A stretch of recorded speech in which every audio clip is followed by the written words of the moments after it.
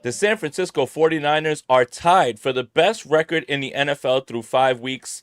Steph Sanchez and I are going to talk about everything that's going on, a little fact or fiction, and all more right after this.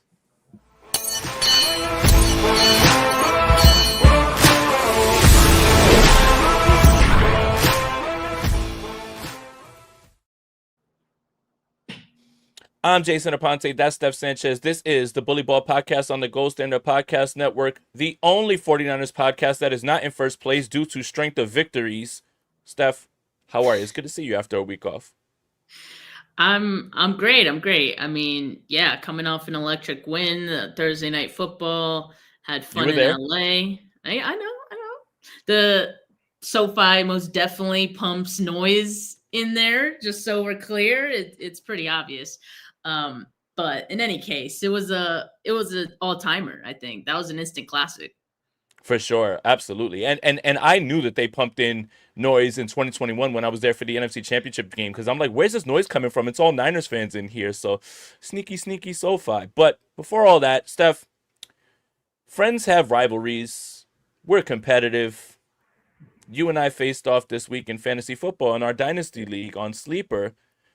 And my team is very much banged up, but like a coach who didn't get his team prepared, I blew it by not starting Theo Johnson, who literally caught all the touchdown passes. I started him every other week, and then this week I said, you know what, I'm going to go with Tommy Trumbull because he had a hot game. Congratulations on the win. I I saw you had him in your lineup early in the week, and as I was watching that game, I thought he was still in your lineup. So I was like, "Oh, damn! Like I'm screwed." And then it came down to the Monday Night Football game, Xavier Worthy, and then Travis Kelsey.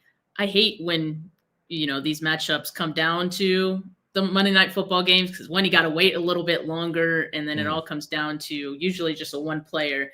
What's funny is I needed a hell of a performance from Xavier Worthy in another league, and I needed him to do terribly in ours. And so I guess either way, it was a win-win for me. But it felt good, Jay, to beat you, and knowing that we'd have to talk about it on this show. Uh, so yeah, but rivalries are interesting that way. They go back and forth. So maybe you can win the next one. Yeah, I knew it was over when that washed car salesman walked in on that 1 yard touchdown. I was just like, my God, just go away, dude. I knew his stat line was going to be like 4 catches for 37 yards and a touchdown. Like, get out of here, man. But we are talking about sleepers, so let's keep it on that. Guys, the NFL season is here, which means you now have a chance to win 1,000 times your cash on daily fantasy football. Pick stats like touchdowns, passing yards, receiving yards, fantasy points, and more. Up to 1,000 times payout on Sleeper. Get your picks right and you could win big. And for a limited time only, new users will get a free $20 entry. And don't forget to use our promo code GSP. You'll get up to $100 match up to your first deposit. Terms and conditions apply. See Sleeper's terms of use for details. Currently operational in 25 states. Check out Sleeper today. Steph, in our league, I feel like I'm a fringe playoff team at 3-2. And I think my team has done very well. Shout out to Keenan Allen. And we're banged up. We're down Lamar Jackson. But you got to keep going. But we're a fringe playoff team. I think I have to make some win now moves and move off some draft capital, which you see that segue, brings us to the San Francisco 49ers. And Steph Sanchez and I are going to play a little game called Fact or Fiction. And the first topic is Fact or Fiction. The win over the Rams means John Lynch should make a blockbuster trade. I'm going to say fiction, but with the caveat because the key word here for me is blockbuster. I don't Mm-hmm. think it necessarily needs to be a blockbuster trade, but I absolutely think that this win on Thursday up against the wall, it's facing so much adversity and still fighting to the very end. It tells me a lot about this team, Jay, and I think it tells John Lynch a lot about this team. This is a team worth investing in, right? So, and not just that, you're still dealing with numerous injuries at the defensive line. Now, Yetra Gross-Matos is going to miss some time. So, you need some help there. And that's why I say it doesn't need to be a blockbuster trade. It I wouldn't even be surprised if it's not just for an edge rusher. They need defensive tackle help as well. They worked out a slew of defensive tackles or defensive linemen today.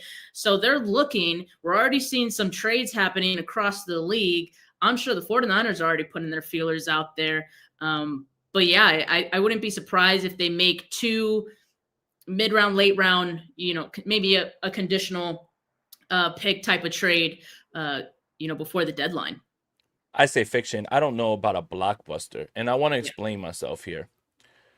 The Trey Hendrickson thing is obviously what this is alluding to. But does the Cincinnati Bengals trading for Joe Flacco signal that they're ready to quit? Zach Taylor is fighting for his job. And again, I want to reiterate to San Francisco 49ers fans, just because you want a player and just because a team has a player doesn't mean that they have to agree to anything or help your team because you root for that team. Okay? So the Trey Hendrickson thing is, we'll see, whatever. That isn't really where I'm looking. I suspect the 49ers who have done this before, an Arden Key type who he could be available. The Titans are awful. A Charles Omenihu type, right? Maybe even somebody like a Chase Young. So that screams like Kayvon Thibodeau. There's a lot of guys out there, right? But I do want to point something out because I was very bullish on this 49ers defense, and I was very bullish on this 49ers pass rush being able to keep the pressure going even after Nick Bosa was out. But I do want to point something out, and this is from SF Data Niners. They do a great job. If you guys are looking for somebody to follow on Twitter, they have a tons of great information. With Bosa on the field, San Francisco ranked as the second best pass defense in the league. Without him, their performance has fallen below league average. The run defense currently ranks higher, though it's inflated by the recent fumble recoveries. So, yes, I think the 49ers are going to make trades, and I think this win has reinvigorated them. Win on Sunday, and it's, oh, baby, after that. It's all the way on, if you have this win against Tampa Bay, but it's not going to be Trey Hendrickson or Max Crosby. I just want to reiterate one more thing. Younger, cheaper, that doesn't fall in line with Hendrickson, Max Crosby. Right. You still have to pay a bunch of these guys. So, and the other thing is, I don't want 49er fans to be bummed when it is someone lower on the rung that is there, like an Arden Key who can, give you that positional flexibility that you had with Yetur Gross-Matos, who's playing so well and flying under the radar. That is really going to be an impactful miss. But I do think that the names may blow you away, but if they're utilized in the proper way and the cascading effect is an improvement on the defensive line, that's all you really should be looking for. But I do think right now, when you look at it 4-1, clearly you don't look around the NFC and see anybody that's running away with this. I mean, the 49ers are tied for first. But you will see something. I just don't think it's going to be one of those big names. Hopefully I'm wrong. Maybe the 49ers correct course and they change, but I just don't see how younger and cheaper equates to trade for Max Crosby and take on that huge, massive contract that he has while we still have to pay Nick Bosa. At least the Hendrickson thing, that's 1 year. And Kayvon Thibodeau, that's a 2-year cost-controlled guy. That's really important. He has a 5th-year option. So I will say the 49ers will make trades. Fiction on this one with the blockbuster trade. And just to put a bow on that one, and just knowing that the 49ers absolutely need someone, Nick Bosa has missed 2 full games, virtually 3 if you count the one where he exited pretty early, and he's still 3rd as far as total pressures on the team, like if that tells you anything, right? So they need someone to fill that, and who we were just talking about, Yetur Gross-Matos, is 4th on the list with 9 pressures on the season. So again, like they're now going to miss both of those guys for at least these next few weeks. We know Bosa's out for the rest of the season, but you need to get some of that production somehow, right? And so they need extra bodies in here and plenty of opportunity throughout the league, I think. Yeah, absolutely. At this point, bodies, right? Like we made fun of like, hey, we're pining for Kendrick Bourne. I can't wait for Kevin Givens to come back. Like, and just have guys, just guys rotating. The one thing that you will say that is really good about what's going on with this 49ers defensive line is the week after week jump from Alfred Collins. And that has been incredible, man. And if that continues, if these trends continue, then that's something different, which made this entire time before the trade deadline all about fact finding and information and figuring out who you are. What do we have in-house? How can we improve this? You do need a sample size of what it's like without Nick Bosa. The 49ers have now, what is it, 2 games, 3 games now? Without it, or it's 2 games, right? If Two I'm not full mistaken. games, yeah. Two Two full full games. games. Yeah. You've got 2 full games of information. You still need a little bit more. But speaking of information, this is why everybody's here. Speaking of information, Mac Jones has started 3 games. Brock Purdy started 2. Why are we here? Fact or fiction? The 49ers should ride the hot hand at quarterback, Steph Sanchez. Sorry, you froze up for a second. No, you're good. No, Okay. I didn't freeze up. Yeah, just kidding. Oh. You were letting that marinate a little bit. You're letting it Yeah, cook. just dramatic pause. Hot hand, fire, cook. Heat check. All those things. I mean, I think the biggest difference so far, Jay, between Mac Jones and Brock Purdy, for me personally, has been protecting the football. I mean, and I know, Brock has played 2 games to Mac's 3, and you wouldn't know it based on the difference in Brock Purdy has thrown 4 interceptions to Mac Jones's 1, right? So I think that's a big key factor. I think what we keep saying about, what does Brock do better than Mac? I think we definitely know he has that mobility. Although in the games that Mac has played in, it hasn't been that big of a factor where it's necessarily hurt the team that he hasn't been super mobile.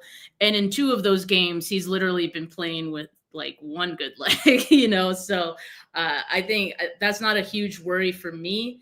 But I think it's important to emphasize too that this conversation and this question is not one that we're particularly ready to answer right now in week 6. I mean, going into week 6. I think this is something that it all has to do with Brock Purdy and how long he's going to be out.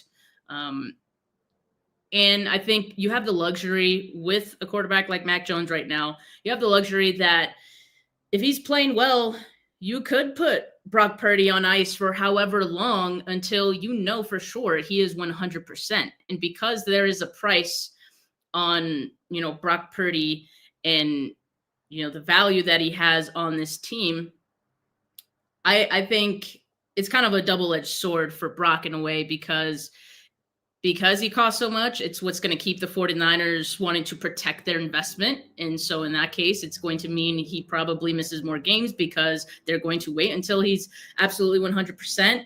And on the other hand, that means that there's going to be opportunity for Mac Jones here. Now, I don't think Mac Jones is setting out to take Brock Purdy's job. He's made that very clear. He knows his role and his place in this offense. And I don't think that I guess it really depends. I have a hard time answering this right now because I need to see how it's going to play out. Do you see, Jay, and like no matter what, like they just roll with Mac? Like if they keep winning with Mac, he beats the Bucks. It looks good. Assuming he doesn't keep, re-injuring this this knee injury that he has as well. That's also important. And he continues to win games. You just go back to, like, how long do you let that go on before you're like, we've seen enough, like, we're still going to go back to Purdy? Or is it not even a thought in your mind? Rob, get the bleep button ready. I want to make this completely clear, and this is the definitive answer here before I give you actual insight. I don't give a shit which of these 2 quarterbacks starts. Give me the one who wins the games. I'm not going to root for Mac Jones to lose because I want Brock Purdy to play. I'm not going to root for Brock Purdy to lose because I want Mac Jones to play. Let me be very clear. Now, let me also say this. Mac Jones was the perfect quarterback on Thursday to execute that offense with that personnel against that defense. Perfect. The perfect quarterback. Everything underneath. Quick, decisive throws. All of those things are true. But I do want to see what he looks like with Ricky Pearsall back. Let's see. With Jawan Jennings back. Let's see. Against this Bucks defense and this Bucks offense that you're going to have to score points against. You are going to have to score points against. This is not going to be a game where you're going to be able to just dink and dunk underneath and play ball control. You're going to have to do what the Seattle Seahawks did last week, which is throw the football and score points.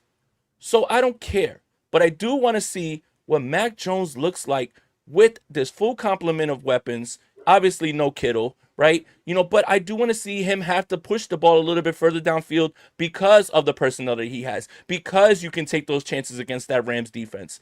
I need to see all those things. Bottom line is, 3 games is nowhere near a place where you need to be making any grand proclamations besides the one that I just made, that I don't care who it is.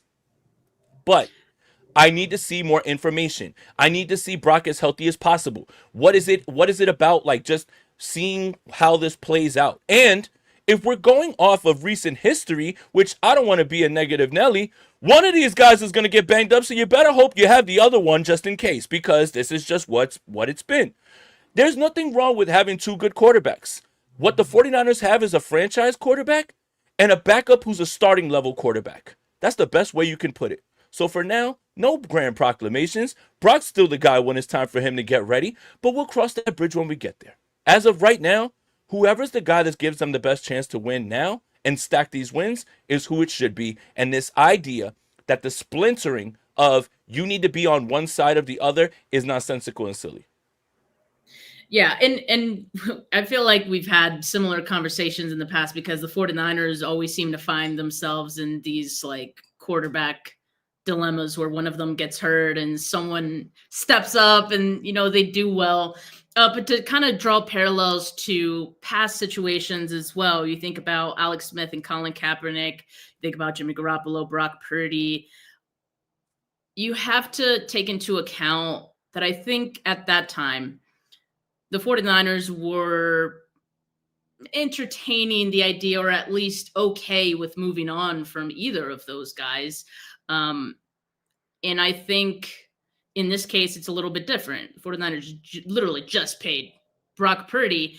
So I don't think it's even really crossed their mind that they would go with Mac Jones. Because listen, if you go with the hot hand, that's a decision. Like there's not really a lot of going back there that you could fix. I think in this case, it's a little bit different. You're not going to move on from Brock Purdy after having just paid him like literally yesterday. You know what I mean? So that it is what it is. I think we know that, but I 100% agree with you, Jay. And I think everyone else should too, that whoever's winning the games is who we need to rally behind, point blank, period. 49ers are in the business of needing to win games. We as fans need to be in the business of wanting them to win games, regardless of who's the damn quarterback, as long as said quarterback is the best one that's going to get them those W's. I will say this. I will wait. Like, we will wait to, have any real judgments on this one. So I don't know if we're really saying fact or fiction on this one quite yet. But I will say it gets very, very interesting if Mac, is healthy enough to play this game on Sunday and is able to beat the Bucs under, as you said, like different circumstances. And it's going to be a tougher game where the Bucs could go toe for toe on, against the Niners or against any team and just start scoring points. The one thing, if I could say I could, because I just watched Together with James Franco's little brother and his wife, Allison Brie, and they, basically, you get where I'm going, they fuse together. The one thing I would love to give Brock that Mac has is the protecting the football part. Yeah. That part. Like, if I could give Mac Jones something from Brock, it would be his wheels. Yeah. Building the perfect quarterback. Yeah. Like, so, look, the answer is somewhere in the middle. Right now, we don't have to make any grand decisions, but I do think that there is a rush to jump out on one side. And here we go. We're veterans for this. Steph, people wouldn't know who you and I are if it wasn't for quarterback controversies, right? We built YouTube channels and platforms on quarterback controversies. We're veterans to this. We're not new to this. We're not new to this. Not new to this. So I'm good. You can get whatever hot take you want from anybody. For me, just like the 49ers are doing in this situation with fact finding, that's what I'm going to do, is fact find and I'm going to continue to fact find until I feel that I've gotten to a place where I feel fully confident and brave to make my takes. Let's see. We got some of these super chats in here. Let's see. Rob, you posted. All right. Let's wait till midseason and reevaluate Purdy. Yeah, I mean, look, as long as Mac is winning games, what's the rush to bring Brock Purdy back? Right? Like, I really don't Right. understand. Like, it's not that difficult. It shouldn't be that difficult at all. Rob, I think we had another one too. Okay, yeah. Giannis, thank you so much, man. I love Mac, but he's been checking down for 80% of his attempts. If he was throwing big time throws at a high clip, then maybe, but it's Kyle. So to this, first of all, thank you for the generous donation.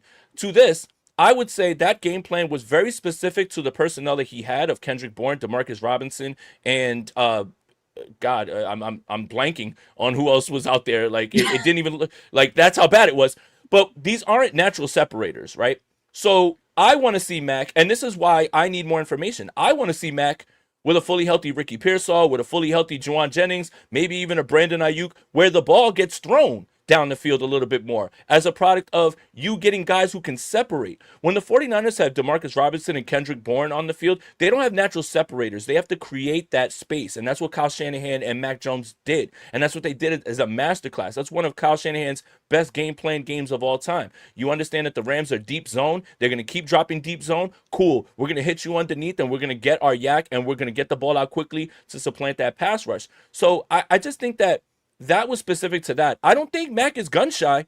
I think Mac wants to, but he was in a position where the game plan called for him to get the ball out quickly, for him to protect the football, and for them to control the clock and keep the Rams off the field. Because once that offense got on the field, it was a laser show. Stafford was everywhere. Bang, bang, bang, bang, bang. You know, like that. Like that's what they were trying to avoid. So we don't have to run into any of this, but I would like to see Mac Jones go toe-to-toe with Baker Mayfield and, go ahead and go off a little bit, but you are going to need Ricky Pearsall. We'll find out a little bit more about that. You're not going to be able to play that type of game with them because that Bucs offense it's one of the top offenses right now. It's one of the hottest in football right now. So we'll see. Just for reference, to add on to that, average completed air yards, Mac Jones is in a pretty good spot, a little over middle of the pack at 5.6.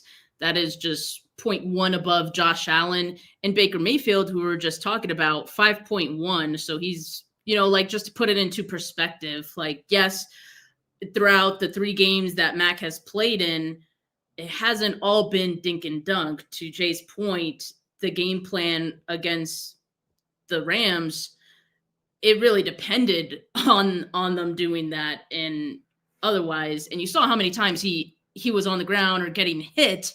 Now imagine if he wasn't getting the ball out as quickly as he was on Sunday. So yeah, it was part of the game plan and a pretty good one in my opinion, but he is most definitely capable of, passing a little bit further if he needs to. Thank you for the donation again, Master Sith 40. First of all, your picture is excellent. I see the DC heroes in there. They're dope. It says Choker Hand tried to rush Purdy back unnecessary. So here's the thing, and this is why if 49er fans feel like they're being lied to with their injury reports, here it is for you. Friday before that Sunday game against the Jacksonville Jaguars, Brock Purdy had a full participation with no injury designation going into the game. And then 2 minutes into the game and you start to see him, you say, oh no, he's not right. Mm-hmm. And Mac Jones was questionable with the PCL that same week. Fast forward to the next week for Thursday. Simulated practices, not real practices. Mac Jones, fully healthy, no injury designation. Literally, anytime that he falls on his knee, that thing is aggravated. So neither of these guys are healthy, and they're lying. Flat out lying. How can a guy be full participation with no no injury designation, and then immediately you notice, boom. Thank you for another donation. We won't have any quarterbacks if McKivitz can't block. McKivitz has been fine. He's not the problem. I am far more worried about Connor Colby. I am far more worried about Connor Colby. I will tell you that. We were excited after when he came in, filled in admirably for the one game. That dude's head is spinning fast out there. And Ben Ben Barch, I hope you know how much we are thinking about you. Sorry for everything, buddy. Yeah. We Hey, didn't mean listen, it. all those things about like it might get better with Kobe, I didn't say that. Um, all right, Rob, what's the next fact or fiction? Fact or fiction, the 49ers can get by with this wide receiver core until Brandon Ayuk and Ricky Pearsall return. I'll let you start. um, I'm gonna say fact, and I only say that because one, I do think Brandon Ayuk is gonna be out for quite some time. Yeah, Um, I don't know if we're gonna see him this year. I mean, look, if we do, we'll just say, hey, that's cool, but I'm not counting on it. yeah, no, I don't think we should at this point. And Ricky Pearsall should be back soon, but in any case, if they needed to go into say another game without Ricky Pearsall, even maybe without Jennings, like yes, it was a bunch of who's who of who's out there. But if Kendrick Bourne could play like he did, on Thursday, I think that'd be fine. But I think the biggest key for them is Christian McCaffrey, Mm-hmm. who has been doing everything like as a receiver and doing it pretty damn well. So he's been the key, I think, that is keeping the wide receiver situation afloat. And I get it, he's not a wide receiver per se, but you can still get a pass game going with him on the field. We talk about his gravity as well. Even when he doesn't have the ball, he's creating space for others. So yeah, to me, he's the key. And then assuming that we get George Kittle back week 7, that's fine. They can stay afloat with that. I think this is a week to week thing because if you're asking me about this, let's just say it is Demarcus Robinson and Kendrick Bourne and, you know, whatever, Marcus Valdes-Scantling, right? This week against the Bucks, that's not God. enough. That's not enough. That's not enough this week. It's not enough. It's just not enough. So and we are on the cusp of this, right? Like we don't know how long it's going to be with Pearsall, right? You don't like seeing whatever, the bonus practice. He doesn't have a designation. He doesn't practice. Fine, it's still Monday. I'm not going to panic, right? It's today's Tuesday. It's fine. We're going to find out in a little bit. So maybe Pearsall does come back. I think it's week to week. And I think that's what made last week's analysis of the game so interesting is because everyone went to rush to say, well, they're missing this guy and this guy and this guy. How are they going to be in this game? Yeah, but styles make fights in the NFL. And just because guys are out, there's still ways to implement guys against certain defenses and get the most out of them. And that was the most opportune time. That was the easiest one to go through based on the fact that the Rams are a deep zone team. The Rams do have a good pass rush, and they did have a quarterback who can capably do that. Now, you don't want to take that game plan into this Bucks game plan. Absolutely not. You don't want that now. So we're going to find out. But I think week to week, it can be. But Kyle Shanahan's coaching his ass off right now. And if Mac Jones can continue to protect the football and they are holding on to the football as long as they can, then they have as good a shot as any. But I don't want to go into this gunfight with a knife this week. I'll say that. I really don't want to do that because no matter what, Mike Evans might not play in this game, and Bucky Irvin's definitely not playing in this game. But Sterling Shepard is out there with Ibuka, and Godwin's still not fully back. Crazy. Yeah, and Rachaad White is a very capable backup. Like I'm not looking at this game like, hey, Mike Evans and Bucky aren't there. It's fine. No. With the way Baker's playing, those guys are very capable. So I do not want to go into this gunfight with a knife this week. I will tell you that. I'm not talking about the quarterback. I'm talking about the offensive specifically. That's definitely fair on the Kyle Shanahan like coaching his butt off thing. I want to talk about that for a second because I agree with you, and I almost feel like, and I want to get your thoughts, Shay. I feel like everything that he went through last year with missing so many guys and having a hard time like adjusting to the personnel that he did end up having to deal with.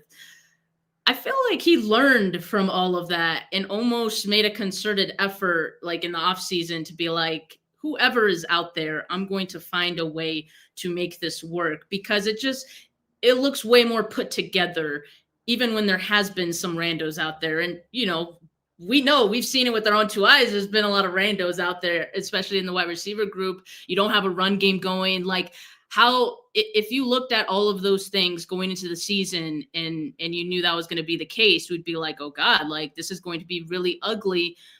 But I feel like there's been so many good adjustments, even like from week to week. Do you think like that's just from learning, the hard way last year and just everything that it go through? I think he's been coaching his ass off this year, and I think all things considered, with all of these injuries and no running game at all, and at times pass protection leaking, and no weapons. It's this is probably one of his best coaching jobs, if not his best. And we can get right into it. Fact or fiction? Kyle Shanahan is the coach of the year through 5 weeks. Now the reason that this is fiction is because the NFL won't give it to him. And Shane Steichen's having a very good year, 4-1. Liam Cohen's 4-1, and they love to give it to anybody but Kyle Shanahan. And I have a little bit of a rant on deck right here. I've been holding this one in. Good. Brian Dabble wins a coach of the year over Kyle Shanahan because the Giants make the playoffs and win a playoff game. Kevin Stefanski wins wins coach of the year because he does something that nobody's ever done, which is win with three different starting quarterbacks and make the playoffs. Wait. Oh, someone has done that. Here's the problem. You know why I'm having a problem with people disrespecting Kyle this season and getting away from it is because of what we're seeing across the league. Let me explain. The San Francisco 49ers are starting their backup quarterback, albeit he is a starting quarterback, I think, and he's revitalized his market. I think he's a starting quarterback. Zach Taylor has a backup quarterback in Jake Browning, had to trade for Joe Flacco. You still have Jamar Chase, T. Higgins, Chase Brown. Yeah. And I'm not asking you to win games. I'm asking you to have one successful offensive drive. I'm not asking you to win games. I don't suspect that you are going to beat teams with Jake Browning, but your offense is at a standstill. You cannot get anything generated. That's never been Kyle's thing. Even when the team doesn't win games, Nick Mullins is going to put up more passing yards than everybody not named Andrew Luck and Patrick Mahomes. I got more. The great John Harbaugh. Oh, what a coach. Oh, you got injuries. Oh, your quarterback's hurt. Oh, your offense doesn't work at all, and you still have Derrick Henry, Mark Andrews, Zay Flowers. Oh, what happened? Todd Monken? What happened? John Harbaugh?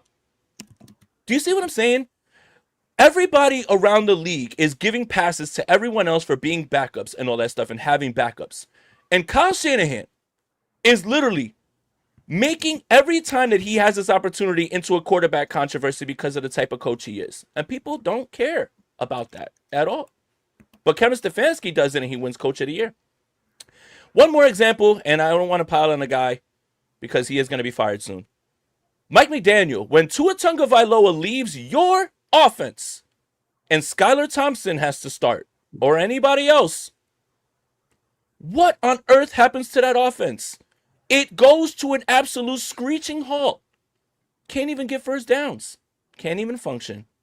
Why is it that happens to everybody else but Kyle? And if you want to point to saying, hey, Kyle Shanahan didn't win a lot of games with Nick Mullins, yeah, that's true. But Kyle Shanahan's offense still was moving the football with Nick Mullins because of the type of coach he is. So I just want to know, why is it that nobody's saying any of that? John Harbaugh's getting shot a ton of bail because he won a Super Bowl 13 years ago against his brother, and yet hasn't gotten anywhere near that again. And now Lamar's out, and you got all these injuries, and now your offense, even with Derrick Henry, you can't do anything. But Kyle gets no grace or anything like that for, making Kendrick Bourne into a 10-catch guy for 142 yards and elevating Mac Jones and making Jake Ton just catch the first passes of his career. No grace. I just want to get that off my chest, Steph. It's very fascinating because it almost feels like it's become this expectation that, Kyle Shanahan is just so good, so why should we reward him for it kind of thing. Like the fact that, what was the year that they played like 3 or 4 different quarterbacks in the same season? He didn't get it that year. 2022. That's the year that Dabble. That's the year that Dabble won it, and then yet they turned around and gave it to Stefanski for the same exact reason. Yeah, I mean, I'm gonna say fact on this just because that's how I feel. And yes, maybe it is a little biased because I saw people mentioning Liam Cohen as well. He's certainly up there in that conversation too. But context matters. I mean, and the context is that Kyle Shanahan is doing it with less. It's not the first time that he's done it with less, but it's about time he finally gets some recognition for it. And I feel like, people who aren't 49er fans are seeing what Kyle Shanahan is doing and saying like he saying the same thing. Like he's coaching his ass off. He is coach of the year so far, and that's just what I believe. I think he deserves it. Now, whether he gets it or not because he's simply held to a different standard, I mean, that would be kind of insane to me. And yeah, I agree. If he didn't win it that one year, it's like he probably never will, because that was just a masterclass in coaching. And we'll see how the rest of this season goes, I guess. But so far, it's been pretty damn good for Kyle Shanahan as well. Yeah, the NFL loves the new guy, Cohen, Steichen. Well, even though Steichen's not new, but he's popping out with Daniel Jones. And by the way, that defense is ridiculous. Could you imagine if the 49ers ever had players like DeForest Buckner or Charvarius Ward? How good could they be? But yeah, it's probably going to be one of those two guys. That's why I say fiction. But I do think that this is the best job that Kyle Shanahan has done under all the circumstances. And the fan base a little bit on edge about like, oh, what's this next chapter going to look like? Seems like we're in pretty good hands. Even when Who would have the thought? 49ers, yeah, right? Even when the 49ers are literally dropping back with Mac Jones 40-something times, doesn't seem to matter. Doesn't seem like that's a smart game plan, but hey, here we are. So, yeah, I agree with that one. Rob, what do you got for us next? Fact or fiction? If Malik Mustafa comes back this week, he should replace Marcus Siegel. Ooh, this one's on you. Marcus Siegel right now, and I just want to say, I'm gonna pass it to you real quick. Marcus Siegel right now might be the most under fire 49er on the field, on either side of the field, besides maybe Connor Colby. But Marcus Siegel's taking a lot of heat right now. Okay. And I feel like I maybe take some responsibility for that. I did put out a tweet last week that pointed out Jay's like, yeah, it was you. It was you. It was you. It literally was you. Not like, me starting the narrative. Not you starting the drama. Are you the drama, Cardi B? Yeah, you are. Okay, so, and I felt bad because I was like, no, I'm not trying to, poo-poo him or anything like that. I like Marquez Siegel. And what have we always said, Jay, that we prefer a rookie or just like a young player with less experience to make mistakes than a veteran who's just as capable of making the same mistakes, because at least a rookie has the room to grow and learn from said mistakes. That's what I think about Marquez Siegel right now. And as of right now, it's just an objective fact that he is getting picked on in coverage. And the reason that I said it ahead of this game against the Rams was because I expected that we would see that in that game. And we did see it a number of times. Not that I enjoyed being right. I don't like the opposing team getting, big gains or things like that. But here's what I do believe at the same time. Marcus Siegel is going to improve because what a lot of people, optimistic people said in those replies, and I also agree because I've also seen it with my own two eyes, is that he is in position. He's not getting burned or anything like that. This is a positive sign. He needs to learn how to, I guess, play the ball, because he's right there. It happened on the play.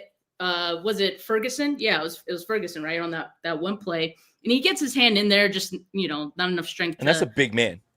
It is. And, to be fair, he's been getting matched up with a lot of tight ends, right? And so that's the matchup that opposing teams are liking right now. The big guys who can, outstrength Marquez Siegel, right? So I'm not knocking him. And I think this is fiction. I want Marquez Siegel to stay on the field because I want him to continue to improve. I think the guy who needs to get off the field is Jason Pinnock. And I even said that in replies because people are like saying good things about Pinnock. And I'm like, I don't know, man. He hasn't been that good either in my mind. And what is he? A veteran. So if I had to choose between the two, and, mind you, I do think that, Robert Saleh could be creative in the way that he can maybe use different guys in different situations. Like we've seen Jair Brown, find his way onto the field even still. So I could see a scenario in which, Robert Saleh does that. We see Chase Lucas, at the nickel, still getting some snaps there as well, matchup based. So they could continue to do that. But I say this is fiction. I want Siegel to continue to start and learn. This is fiction. Pinnock's coming off the field when Mustafa comes back, and here's why. Robert Saleh told you, we're ready to go through the bumps and bruises with these guys. Siegel hasn't played that poorly that you can't see some sort of improvement from it. And it's like you said, Steph, and like we always talk about, Jason Pinnock's ceiling is capped. Marcus Siegel's ceiling is through the roof. And he is very good in run. You can see him triggering downfield fast. Yes, he's not leaving the field. He is not. And I want to point something else out too. I understand those numbers look bad. But did you guys watch that throw that Matthew Stafford made to Tutu Atwell from one hash to the other side of the field? Like, you're going to blame Marcus Siegel for one of the most brilliant throws you've ever seen in your... It's okay to give credit to the other team too and say those guys get paid too. At the same time, if you see Siegel have a coverage bust or something, you can call that out as well. But I'm not going to sit here and just say, hey, man, hey, you got to do something with that. There was nothing to do with that throw. There was nothing to do. It was literally Stafford rolling out and throwing it. He threw the ball, and if you were watching it on Amazon Prime Vision, there was no one that was even close to getting under the ball. And all of a sudden, you just see little Tutu Atwell just float right under it, and it's a perfect throw. And he caught, and I'm just like, and I jumped out of my seat. Yowza is what I yelled. I don't even know if that makes sense. That's how good that was. He's going to take his lumps. They're going to roll it out with him. They're doing the same thing with all the rookies that they intend to have in those positions. He's not leaving the field, in my opinion. I feel very confident about that. But no, this is fiction. Absolutely. I agree with you, Steph Sanchez. Marcus Siegel should stay on the field, improve, and keep going. All right, what do we got, Rob? Fact or fiction? The 49ers should add another quarterback regardless of whether it's Brock or Max starting. I'm going to say fact, and I think the quarterback is Josh Allen. What do you think? Yeah, let's do it. There's your blockbuster trade right there. Bills, I give you Brock Purdy and Mac Jones. You give us and you give us Josh Allen. Two quarterbacks can equal one, no? Right? That's just basic math. Who says no, right? Those are like the type of trades that I try to get in fantasy leagues. I just put right. Well, all right. Well, you have to test out the waters first, right? Like, for instance, I put Brock Bowers on in one of my leagues. I put him on the block, and someone sent me, "I'll send you Zach Ertz for Brock Bowers," and I sent him a nasty text message like, "Don't you ever disrespect me like that again." But Steph, let's get to it. Fact or fiction? The 49ers should add another quarterback regardless of whether it's Brock or Max starting. I think this needs to be fact. I think and this is a weird situation, but it's a situation the 49ers always seem to find themselves in. It's like one quarterback gets hurt and, suddenly the backup's hurt as well. Like, why can't we just be normal? But you can't be that close to having Adrian Martinez go in even at spot duty, right? I mean, that's too close for comfort. Real quick, Steph, I don't know because you were at the game. So Mac is on the ground. And they cut to Adrian Martinez. And Adrian Martinez is like, "Oh, shit, not me, man, please. Like, please get up, Mac." And when Mac got up, he walked over and he tapped him on the shoulder. And he was like, "All right, good job, man." Like, that was by far one of the funniest things that happened Thursday. My bad. Keep going. I did see a clip of that afterwards. And it's like, damn, he's not even confident. I don't want you out there. It's like, please, no. I don't know if I want him out there, but I think Mike White just got released, right? Sounds good. If he wasn't the answer for the Bengals, does that really mean he'd be the answer for the 49ers? Then again, you're talking about QB3 here. Like, yeah, it can't get worse than a guy who doesn't even want to go in because he's too scared to, So, yeah, I think they could stand to get better at the position. I'm sure they know that, and just kind of looking for someone who'd be available, right? But there just really isn't usually at this time of the year. We'll see if they, think about bringing in Mike White. But, yeah, I think this needs to be fact. I mean, just bringing in a body doesn't mean that you've, added another quarterback, if that makes any sense. Yeah. And who's apparently left? They got a body right now. Yeah, who's left? What's Nate Sudfeld doing? What do you do here?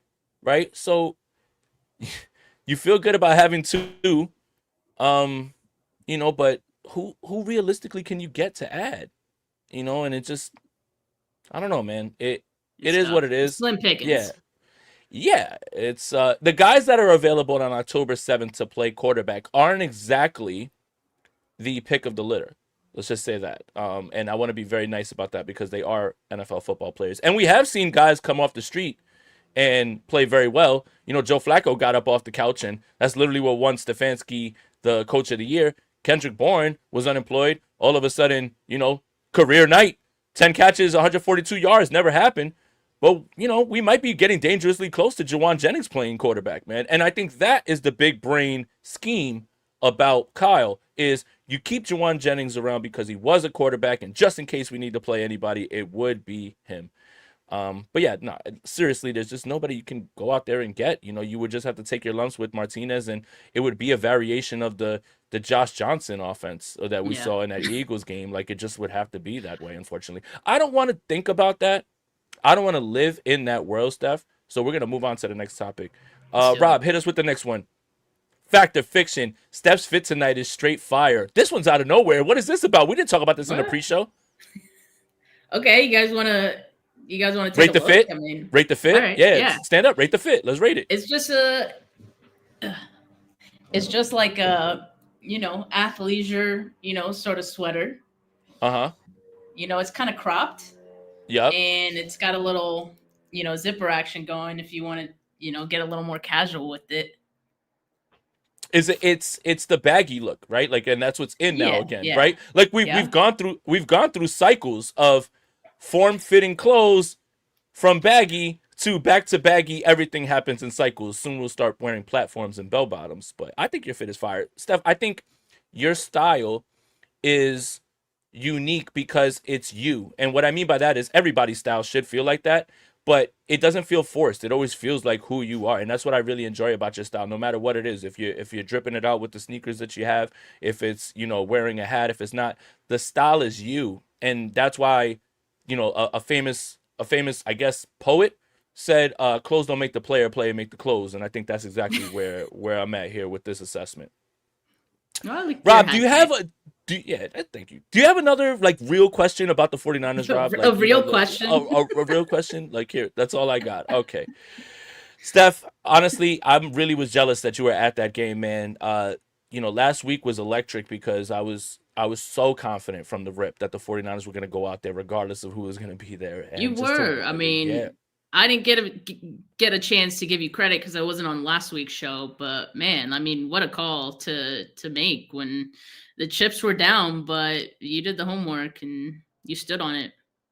So let's talk 49ers Bucks. And we've got a few more minutes. We've got about 13 more minutes. So, look, last week I was very confident because of history and Mm. familiarity, right? Like it's just who it is. Like, so many people were trying to talk themselves into the Rams blowing out the 49ers, and it's just never happened, regardless of who's been on the field. These teams know each other too well. I don't know why people would even be trying to take that 8.5. That was the honestly, it's the easiest money I ever made in my life.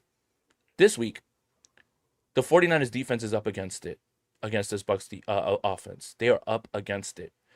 You know, game of the year so far for me is Rams and 49ers, but the non-game of the year from Rams and 49ers was last week Seattle and Tampa Bay. And I Yeah. love defensive football. I love X's and O's. But you know what else I love?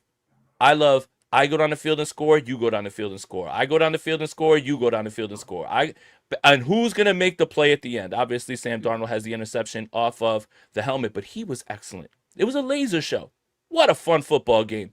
And the best part was, all I was thinking after that game was, I get to review this game multiple times on tape because they play the Buccaneers next. This is awesome. Now, having said that, the secondary, this is it.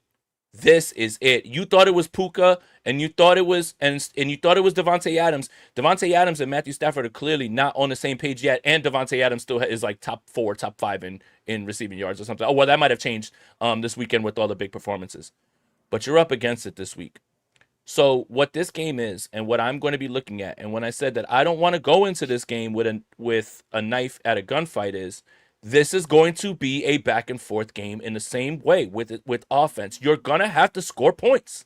You're going to have to score points. And I don't know if the 49ers defense, particularly on the back end, is going to be equipped to slow down this offense that has been so hot, that has Emeka Egbuka playing out of his mind right now. Yeah. Ohio State is wide receiver U.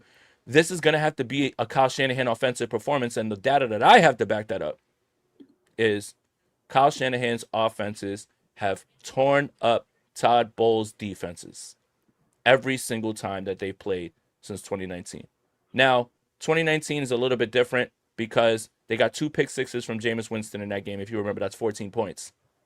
But that offense was Jimmy Garoppolo back in his first game after the injury in 2018. You really didn't know what you had in Debo yet. They weren't using him that way. There was a touchdown pass to Richie James on a wheel route.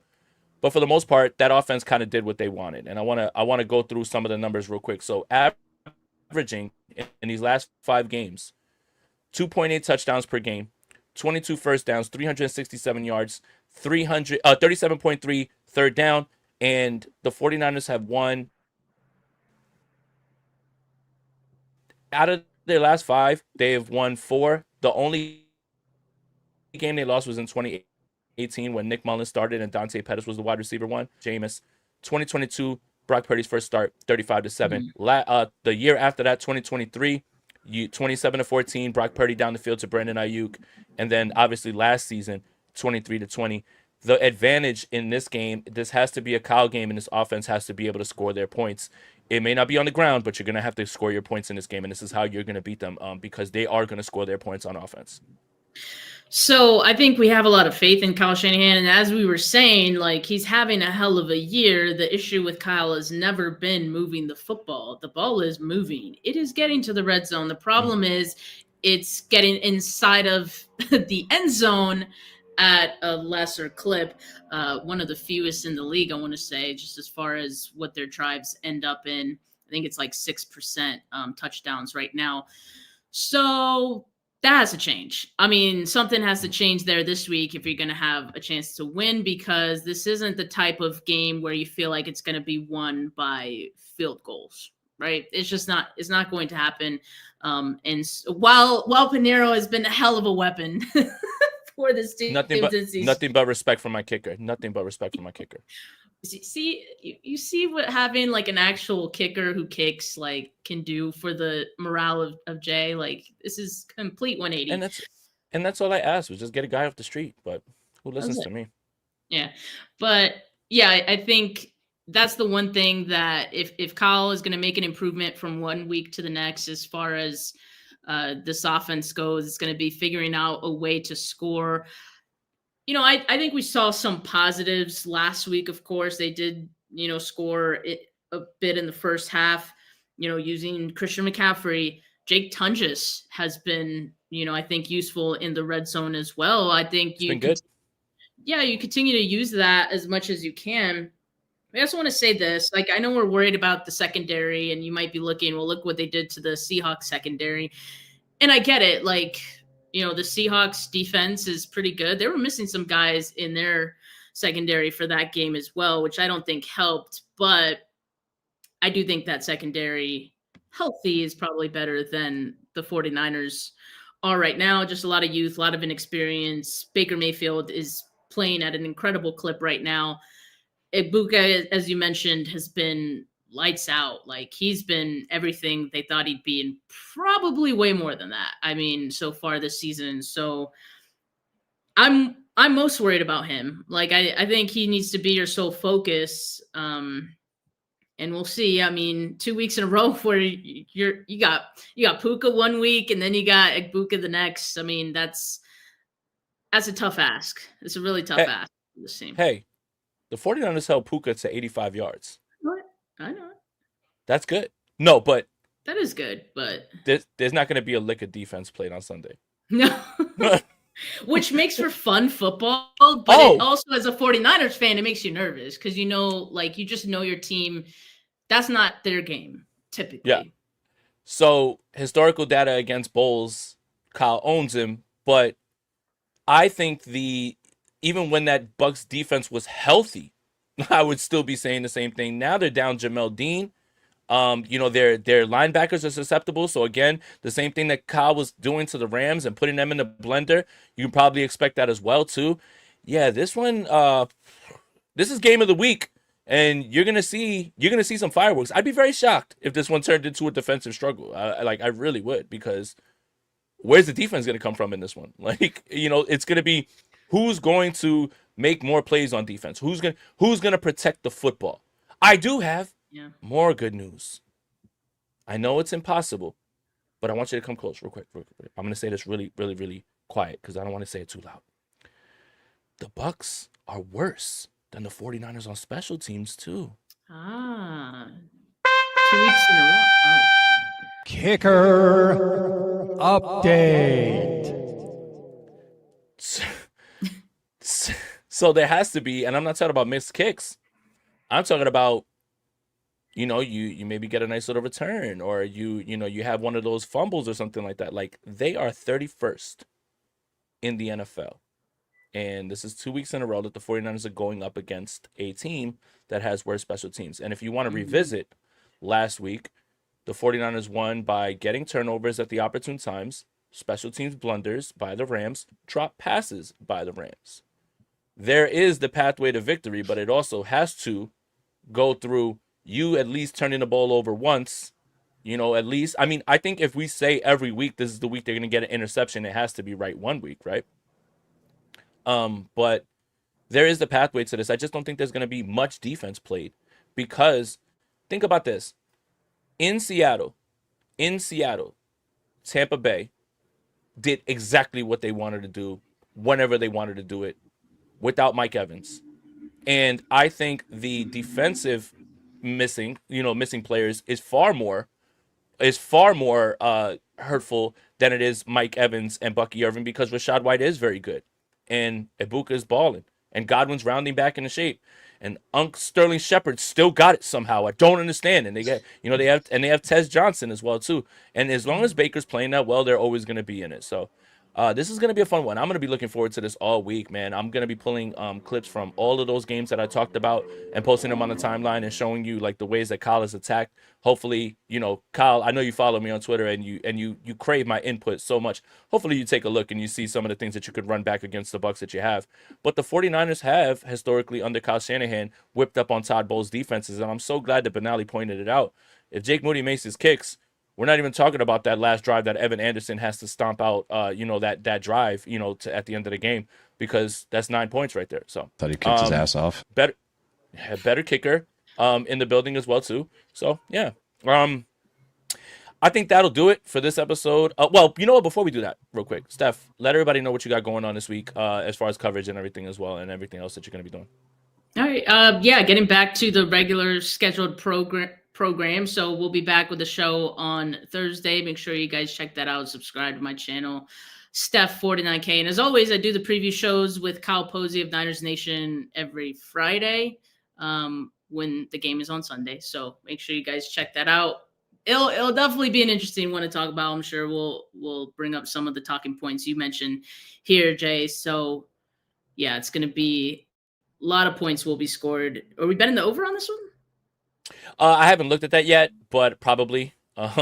Probably. I just, again, I think that, when you saw what they were doing last week, they were just doing whatever they wanted, man. So just, I mean, it is what it is. Tampa Bay's playing well. I think offensively, the only teams that you can really say that are at the top of the league, offensively right now, the Lions are on fire, the Bucks are on fire, and hold your ears. I know you're not going to want to hear this. The Dallas Cowboys are on fire. And also the Colts are on fire. No, the Colts are on fire because Jonathan Taylor is incredible. I know a lot of people want to put the onus on Daniel Jones, and rightfully so. But oh my God, what the hell has gotten into Jonathan Taylor, man? He is just a machine, man. He's been everything for them. So, the Bucs are up there. So, and that's what Benally says. We're all expecting points, and watch this be a Salah versus Bowles game. Fine and you know what? I like that better than points going back and forth because that favors the 49ers. That favors the 49ers if it gets down to there. If the 49ers defense goes out there and they slow down this offense, then we've really got to start talking about stonks through the roof, and we've got to go get ourselves another player just to really make this go crazy. But Yeah, so if you guys are gonna be checking it, checking my channel, I'm gonna pull all the clips. I'm gonna do a film breakdown, because the NFL demonetizes all of my film breakdowns. Appreciate you guys because I know you're so poor and you need all the money. But I'm gonna make it for members only. So if you are a member of the channel, you will be able to see all that stuff. I know you guys enjoy the film breakdowns, and everything else is gonna be the same as it goes on this week. But yeah, I'm really excited for this one. But that'll do it for this episode of the Bully Ball Podcast on the Gold Standard Podcast Network. Make sure you follow Steph on Twitter at Steph49K. Make sure you follow me on Twitter at JasonAponte2103. Make sure you like this video, subscribe to the YouTube channel, hit that notification bell for when we go live, and wherever you get your audio podcast, make sure you're subscribed to the Gold Standard Podcast Network. For Steph, for Jay, we're out here. Peace.